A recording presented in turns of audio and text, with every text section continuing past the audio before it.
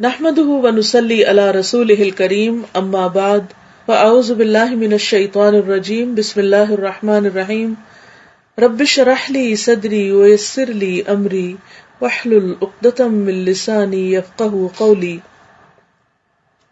سچ بولنا۔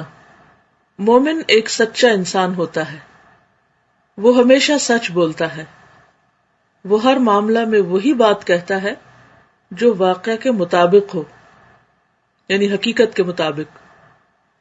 مومن اس کا تحمل نہیں کر سکتا کہ وہ جھوٹ بولے، یعنی مومن کا دل یہ برداشت ہی نہیں کرتا کہ وہ خلاف حقیقت بات کہے، اور جو چیز سچ ہے اس کا اظہار نہ کرے، یعنی سچ کو بیان نہ کرے، اور جو سچ نہیں اسے بیان کرتا پھرے۔ سچ بولنا کیا ہے؟ سچ بولنا یہ ہے کہ آدمی کے علم اور اس کے بول میں تضاد نہ ہو، کنٹراڈکشن نہ ہو، یعنی دل اور زبان میں تضاد نہ ہو۔ انسان جو جانتا ہو وہی بیان کرے، اور جو کچھ جانتا ہے وہی بولے، اور جو بول رہا ہے وہ وہی ہو جو اس کے علم میں آیا ہو، نہ اس سے زیادہ نہ کم۔ اس کے برعکس جھوٹ یہ ہے کہ آدمی کا علم اس کو ایک بات بتاتا ہو، یعنی دل میں کوئی اور بات ہو، مگر اپنی زبان سے وہ کسی دوسری بات کو بیان کرتا ہو۔ مثلاً آپ کے دل میں کسی کے لیے محبت نہیں، اور آپ زبان سے کہتے رہیں کہ مجھے آپ سے بہت محبت ہے۔ آپ کے دل میں کسی صدقہ خیرات کا کوئی ارادہ نہیں، اور آپ زبان سے چرچا کرتے رہیں میرا دل چاہتا ہے میں یہ بھی نیکی کروں، میں وہ بھی نیکی کروں، حالانکہ آپ نے کوئی پکا ارادہ نہیں کر رکھا۔ اسی طرح آپ نے کوئی کام کیا نہ ہو اور آپ دوسروں کو بتائیں کہ آپ نے وہ کیا، آپ نے کوئی خواب دیکھا نہ ہو اور آپ دوسروں کو من گھڑت خواب سنا دیں، اسی طرح کی تمام چیزیں۔ تو یہ نہایت ضروری ہے کہ انسان جو کچھ کہے وہ واقعی حقیقت کے مطابق ہو۔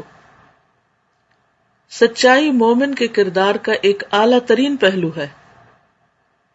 مومن ایک بااصول انسان ہوتا ہے، اور بااصول انسان کے لیے اس کے سوا کوئی اور رویہ درست نہیں کہ وہ جب بھی بولے تو سچ بولے۔ سچائی کے خلاف بولنا اس کے لیے کسی حال میں ممکن نہیں۔ یعنی مومن کے طریقہ کار میں، مومن کی زندگی میں، مومن کے جو پرنسپلز ہیں ان میں یہ ہوتا ہی نہیں، پایا ہی نہیں جاتا۔ خدا کی دنیا پوری کی پوری سچائی پر قائم ہے، یہاں ہر چیز اپنے آپ کو اسی روپ میں ظاہر کرتی ہے جو کہ حقیقتاً اس کا روپ ہے۔ کیا مطلب؟ کہ ہر چیز ویسی ہی نظر آتی ہے جیسی وہ ہے۔ سورج، چاند، دریا، پہاڑ، درخت، ستارے اور سیارے سب کے سب سچ پر قائم ہیں۔ یعنی ایسا نہیں ہوتا کہ درخت کچھ اور آپ کو دکھائے کچھ اور، وہ اپنے آپ کو ویسا ہی بتاتے ہیں جیسا کہ وہ حقیقتاً ہیں۔ خدا کی وسیع دنیا میں کوئی بھی چیز جھوٹ پر قائم نہیں،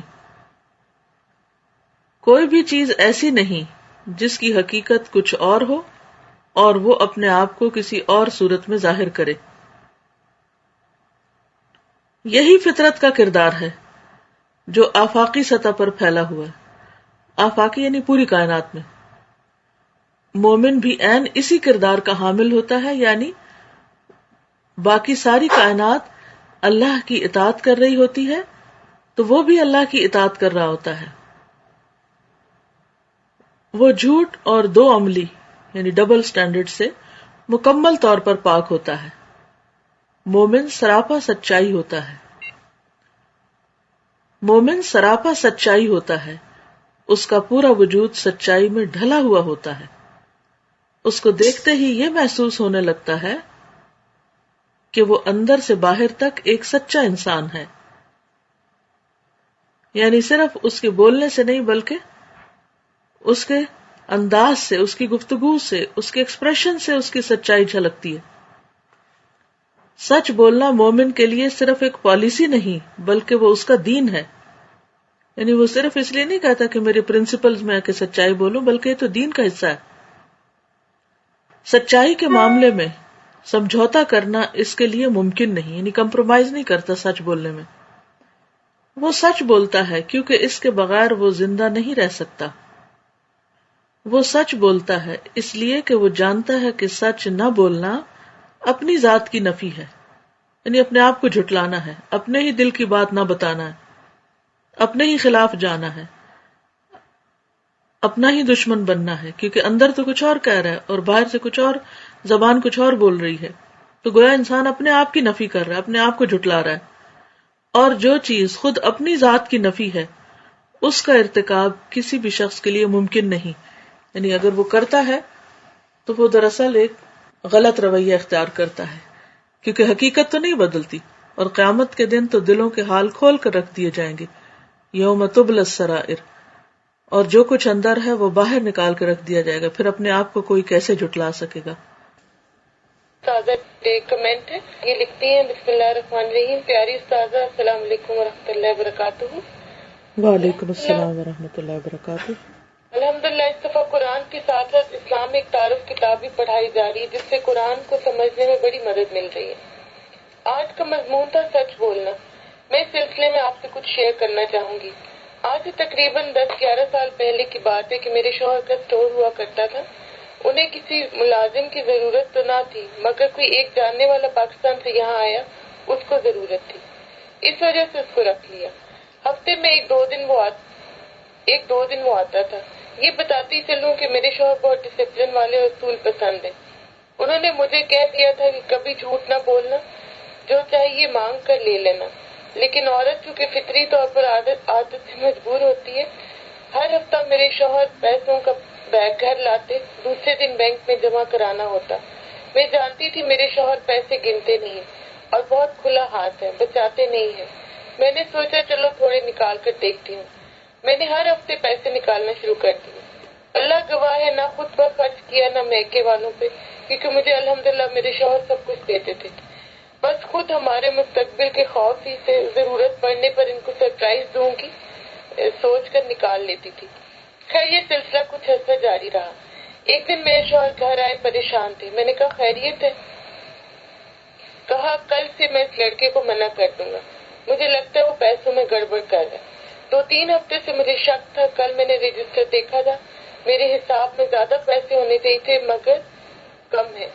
بس اب میں اس کو منع کر دوں گا. یہ سن کر میرے پاؤں تلے زمین نکل گئی. میں نے سوچا غلطی میری اور سزا کسی اور کو ملے. پھر جیسے تیسے کھانا کھایا، نماز پڑھی، دعا مانگی. بہت پریشان تھی کہ اگر بتا دوں گی تو میرا گھر نہ رہے گا. اس زمانے میں میرے شوہر غصے کے بہت تیز تھے. اور خیر یہ بات تو تھی ہی ایسی، اور دوسری طرف اس لڑکی کا خیال کہ بیچارے کے والدین بھی یہاں نہیں، پڑھتا ہے، اس کا کیا ہوگا. آخرکار میں نے ہمت کر لی اور میرے شوہر کو صاف صاف سچ بتا دیا کہ میں کر رہی تھی اور یہ رہے پیسے، اس لڑکی پر شک نہ کرے. وہ حیران تھے کہ کس بات نے تمہیں اتنی ہمت دی. میں نے کہا اللہ سے ڈر گئی تھی، کل کو مجھ پر اس سے بڑا الزام بھی لگ سکتا ہے. پھر انہوں نے مجھے معاف کر دیا.